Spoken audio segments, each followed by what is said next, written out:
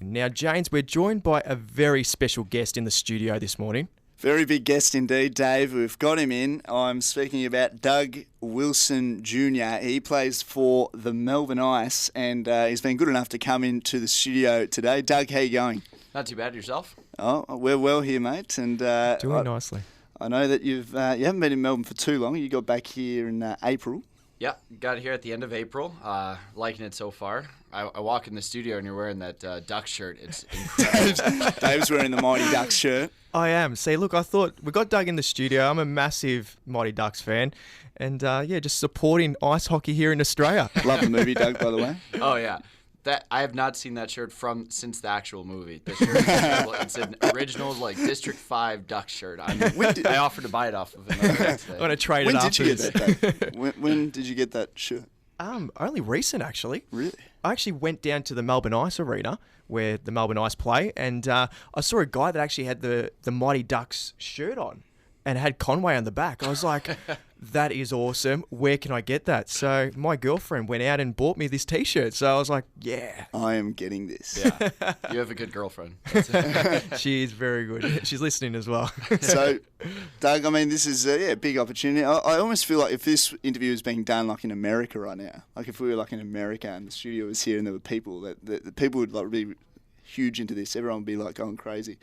As it is, you're in Australia, in Melbourne, and the sport's definitely growing. Like it's developing, it's getting very popular. How have you found, I guess, coming into the team, into the Melbourne Ice team? You know what? It's actually been great. I didn't really know what to expect coming down here. I mean, it is hockey in Australia. It is growing, but I come in. The rink is beautiful. We sold out every home game we've had so far, of about 2,000 people. Everyone at home back in San Jose that I worked with and all my friends, they streamed it online. So I think our first game, we got 15,000 views online of our game. So that's huge. Yeah. That's massive. So it's been great. I mean, they run a real world-class organization down here. I've played hockey in Sweden and Canada and the States, all over, and they do a great job down here. So I've had a great experience so far. So, and your role, I mean, you're not just a player for Melbourne Ice, but I've put it down, you're the assistant operations manager at San Jose. At San Jose, yes. So what sort of work do you have to do in that role? Well, what happened is San Jose was an expansion team in 1991, and they moved over. Technically an expansion team, but they moved from the Minnesota North Stars, which is a hockey hotbed. So trying to, get fans from Minnesota to follow fans in San Jose, obviously it's not really going to happen. Yeah. So when we moved there, there's no hockey rinks anywhere in Northern California. And now we actually have the largest ice facility to the west of the Mississippi River. And just that experience of growing up in a non-traditional hockey market and bringing it down here to Melbourne and trying to help grow the sport and grow the ice, it's been a good opportunity. And the Ice have won the last 2 national championships, and our team president, Andy Lamrock's done a great job. So we've actually been in talks with them for the last couple of years, trying to see if we can put an affiliation together or see how I can help, grow the sport and help Australian players a little bit more knowledgeable about ice hockey, and that's why I'm here. So That's good. And I know you're going for the third championship. So We this are. in Melbourne, that'd be like a record. it would be. And the cup that you go for down here, it's called the Goodall Cup, and I believe it's the third oldest trophy in all of hockey. So there's the Stanley Cup, obviously. There's the Allen Cup, which is a senior cup in Canada, and then the Goodall Cup's been around since, I believe, 1906. Really? So, yeah. So it's Yeah. it's in the Hall of Fame right now. Wow, that's huge. There you See, go. I There's a thought bit of ice- education for us. Exactly. This is great knowledge. Look, so 1906, I thought Australian ice hockey was relatively new, but obviously not. Well, the league itself that we play in, it's called the AIHL. The website, I believe, is theaihl.com, and it's only been around for about 10 years, I believe. This is the 10-year anniversary of the Melbourne Ice, but hockey itself has been around for a long time. And so the Goodall Cup is in the Hockey Hall of Fame in Toronto, and the winning team every year of the AIHL, their jersey actually gets sent to the Hall of Fame. So there's quite a few Australian hockey jerseys in the Hockey Hall of Fame in Toronto as we speak, and hopefully we'll add another one from Melbourne this year. Aussies just making an impact over there. Just dominate. What can we say? Exactly. So, I mean, so in your opinion, which countries other than like Canada and the USA do you feel are the most advanced right now? Well, I played professional in sport. Sweden last year, and I mean, ice hockey in Sweden is unbelievable. It's huge. Like, you're walking down the street, and everyone loves hockey. That's all they talk about. Plus, it's minus 25 degrees there, so it fits a little better. Russia has a real good league, but the Nordic countries, Sweden, Finland, etc., they're all pretty big. Canada, obviously, being the biggest. The U.S. is big too. Australia itself, I mean, there's a footprint for it, and the sporting culture down here that I've found seems to be very similar to hockey. We were talking earlier about footy and rugby, and it's kind of the same thing. It's very physical. It's very fast. So I could definitely see, fans of footy or rugby come into a hockey game and totally loving it too. Yeah. Because of that physicality. Absolutely, because I guess, it does relate to AFL football in some ways, especially the older, like the 90s AFL football where you had the superstars. That was when it was tough. You've come in at a time, you said before we came on air that you've been to a footy match. Yeah. But that's the footy is now like kind of been toned down a bit. It's more like tag. Okay. It's still obviously a lot of tackling, but you compare that to like the footy from the 90s. I'm going to have to see some highlights then. Yeah, I know. Like a highlights package. I'll bring it. It's Biff's Bumps and Brawlers. Biff's Bumps and Brawlers. Okay. Yeah. And Doug, you can have a watch, and you'll see it's pretty tough too. Okay. All right. Yeah, we can do that. Now, look, I have a question for you, mate. What our listeners at home don't realise is that your father is an absolute legend back home in America, playing with Chicago, the Blackhawks. Mm-hmm. So, how is that for you as a son, playing obviously professional hockey over there in America? Is that such a hard thing for you to play under that reputation? You know what? Not really. I mean, I just grew up in the sport. My dad played 16 years. My uncle actually also played. He won 4 Stanley Cups for the Montreal Canadiens back in the incredible. 70s. And, I grew up in hockey. That's what I know. That's what I've been around my whole life. So I feel very fortunate to be able to learn from, family like that. And it's just something I grew up with. So it's tough because everyone tries to compare you to them. But I mean, my dad played 16 years in the NHL. He was unbelievable. So I'm more interested in growing the sport, and I love playing the sport. That's why I'm down here. But no, it's been great to learn from them, and I haven't really felt too many higher expectations than anyone else playing because of that. Good stuff. And you're a defenseman. I try. Yeah, defenseman. So what's the key thing if you're a defenseman? What's like the main thing that you're trying to do, like on the court? Like, what's the key thing you're looking out for? Well, the key thing as a defenseman is to protect the goalie and make sure the other team doesn't score, right? So there's 3 forwards, 2 defensemen, 1 goalie. The 3 forwards are trying to score, two defensemen are trying to keep the puck out of the net, and worst case scenario, the goalie's got to make a good save. So my job, especially here in Melbourne, is basically protect the defensive zone. Make sure we have 2 great goalies, Stu Denman and Dallin Phillips, and just make sure that no one gets in front of them. I'm a pretty physical player myself, so just kind of clear the crease and make sure the goalie can always see the puck.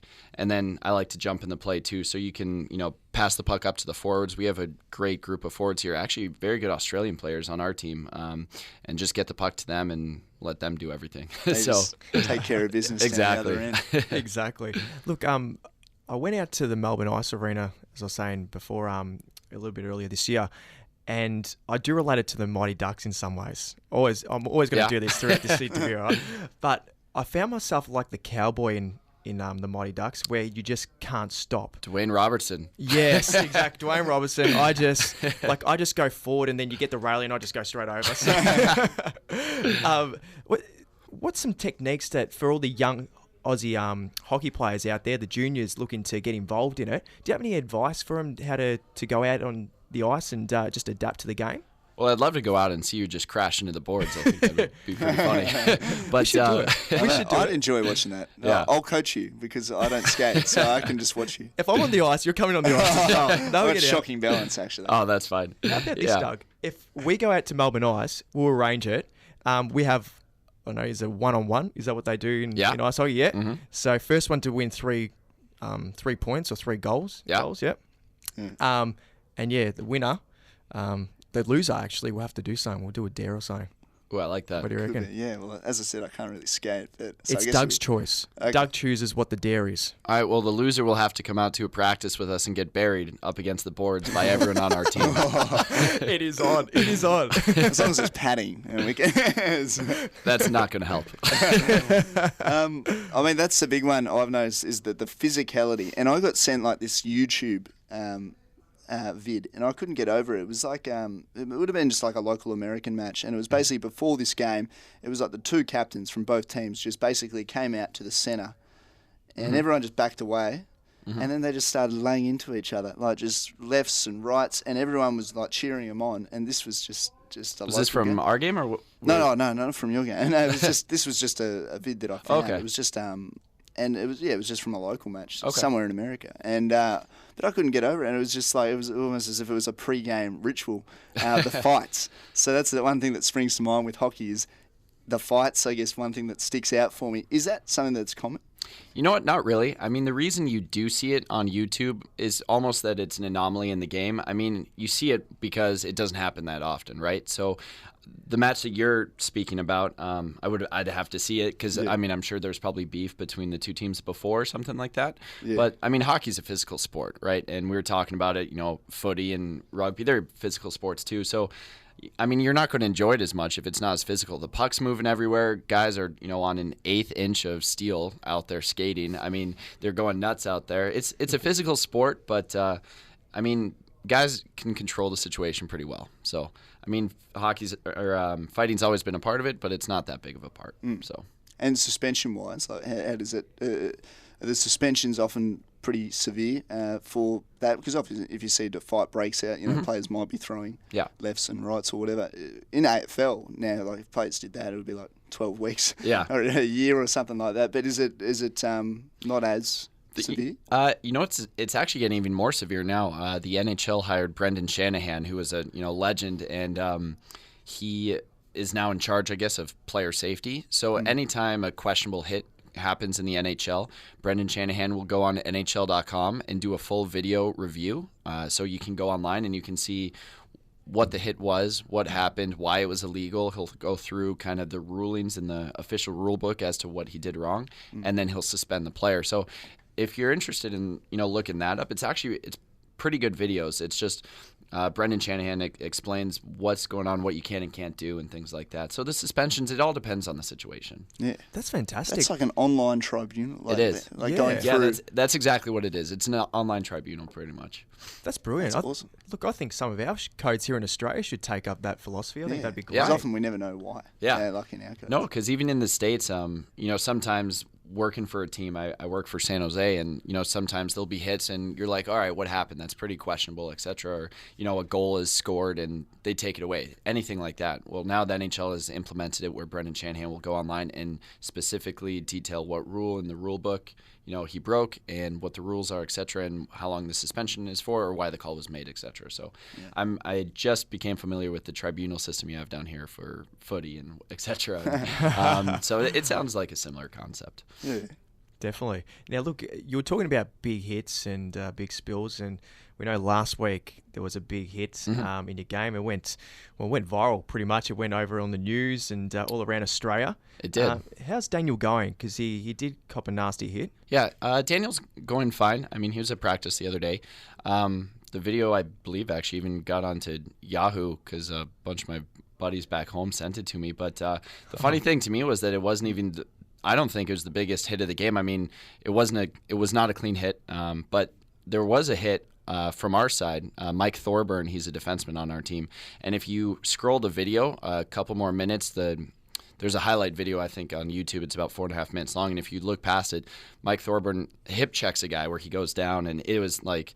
is an absolutely clean hit. The guy's coming right at him. He's got the puck on his stick, and he just drills him. So those are the type of hits that we're trying to keep in hockey. The guy is actually coming at him with his head up, stick on puck, and the defenseman steps up on the blue line and protects the blue line and just crushes him, but it's a clean hit. Those are the play. Exactly. Yeah. Those are the types of hits that we're trying to keep in hockey, and those are the ones we'd prefer to have on YouTube and people looking it up and things like that. But in Daniel's case, he's doing fine. He'll be at the game tonight. So great stuff. Great, good to see him out there. Well, look, it's been an absolute pleasure having you in the studio, Doug. Thanks for taking the time to come out here. Oh, no problem. I'm taking that shirt, though. Take the shirt. We've also got a prize pack for you as well, so you don't go home empty-handed. But you've got a big game just before we let you go. You're playing the Adelaide Adrenaline tonight, 5 p.m. Yeah, we're playing them tonight at 5 and on Sunday at 3. I believe our game tonight is sold out, but I'm sure I could sneak you guys in if need be. But we should do it. You should come under the radar. I think you probably should. We do it. Can we organise that duel, though? That one-on-one duel? Oh, yeah. What do you reckon, yeah? Absolutely. We can definitely do that. I would just feel very bad for you guys going in the corners with half the guys on our team, but that's okay. Well, it'll be James. I don't have to worry. I'll start practicing my skating. That's it. Doug will be the ref. Oh, boy.